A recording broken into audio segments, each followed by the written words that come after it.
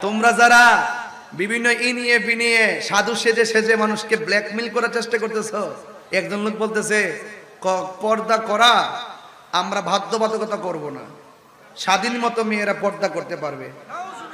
নাউজুবিল্লাহ কন্যা কেন দেখছেন নি? ক্ষমতা যাইবার লেগে কত ডালে কথা কয়, এই জন্য ইমোশনাল ব্ল্যাকমেল করতেছে।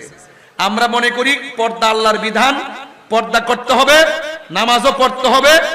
নামাজ যেমন ফরজ, পর্দা তেমন ফরজ, পর্দাকে শিথিল করার সুযোগ নাই, পর্দা অবশ্যই করতে হবে। কথা বলেন ঠিক না বেঠিক? পরিষ্কার কথা।